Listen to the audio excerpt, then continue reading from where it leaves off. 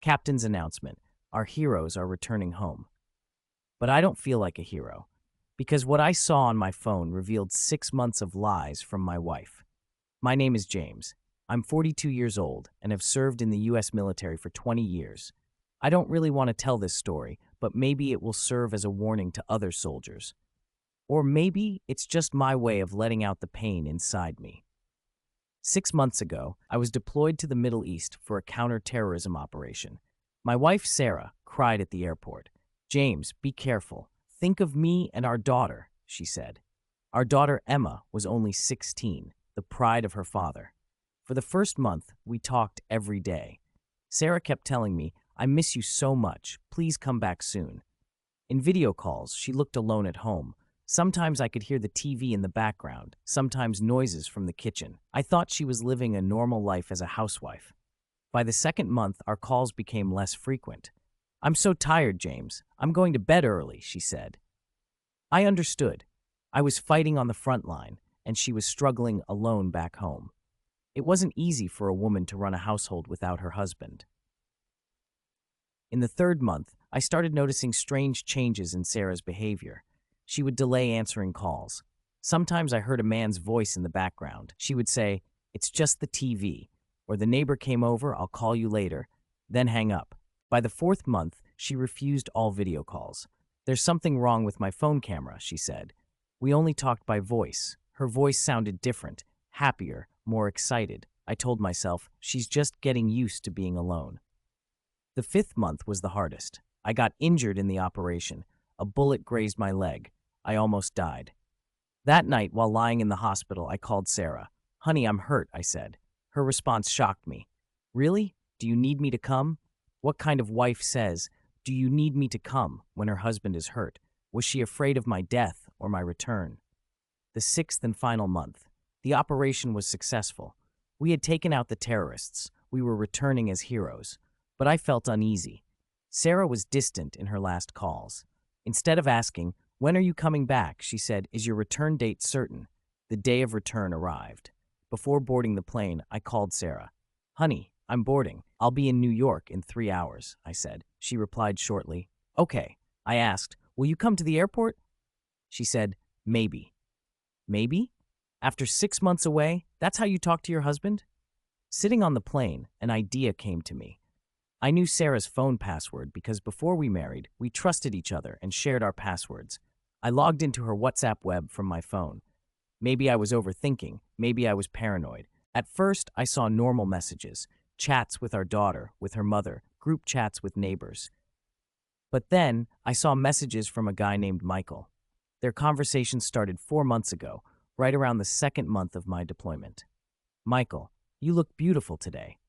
"Sarah, you were handsome too. It's hard without you, James. You're not alone anymore." My heart raced. I told myself maybe they were just friends. But as I read on, "Emma is at school. Come over now."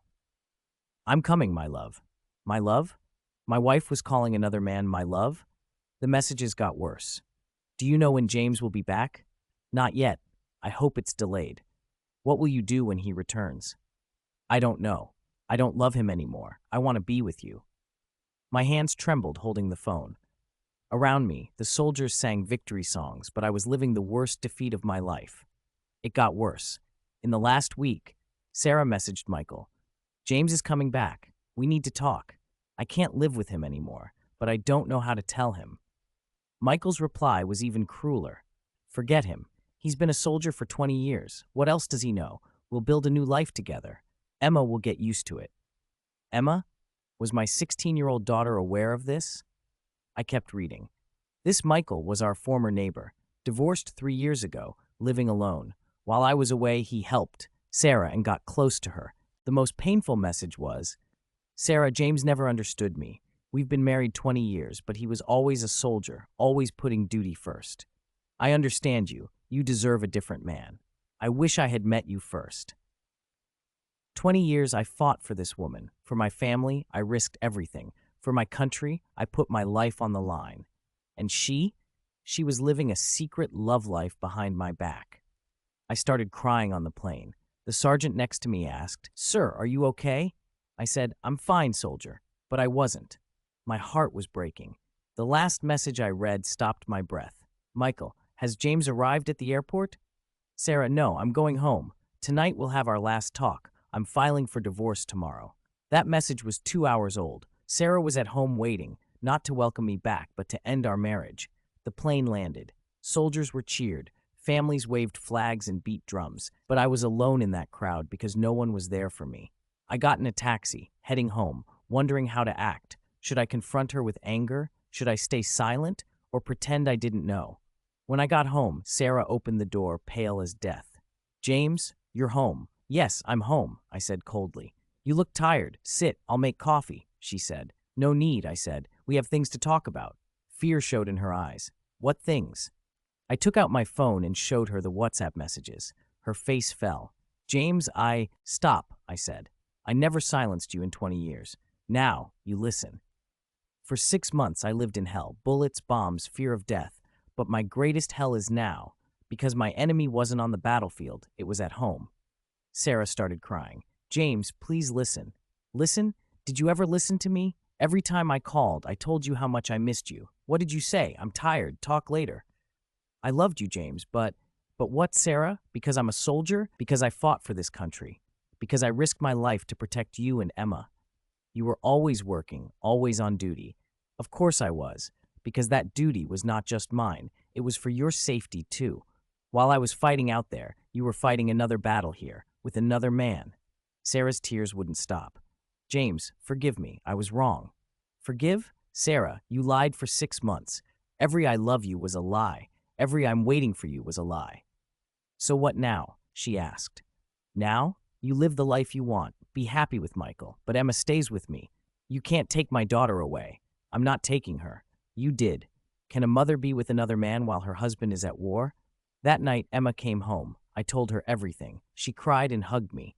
Dad, I'm on your side, she said. The next day, Sarah left. She went to Michael's house. We filed for divorce. The process lasted 6 months. At court, the judge asked, "What is the reason for divorce?" I said, "My wife was with another man while I was serving my country." Sarah hung her head. Michael was there but couldn't look me in the eye. After the divorce, Emma and I started a new life. She's now in college. She says to me, "Dad, you're a real hero, not just in war, but in life." I never heard from Sarah again. I heard she married Michael. I don't know if they're happy. Frankly, I don't care anymore. Now I'm 45 and retired. Sometimes I meet old friends. They say, "James, you should remarry." But I've lost my trust. Why did I tell this story? Because I want to warn every soldier still on duty. Watch your spouses closely. Trust alone is not enough. While you're fighting for your country, there might be a battle waiting at home too. And finally, I want to say, I cried on that plane. But now I don't cry. Because real heroism is not just fighting the enemy, it's fighting the hardships life throws at you. I fought for my country and won. I fought for my marriage and lost. But most importantly, I never lost the respect in my daughter's eyes. This is where the story ends. Bitter, but true. Now Emma asks me, "Dad, are you ready to start a new story?" Maybe I am. Maybe at 45, a new love and new trust are possible. But this time, I'll be more careful. Because now I know the hardest battles sometimes happen at home.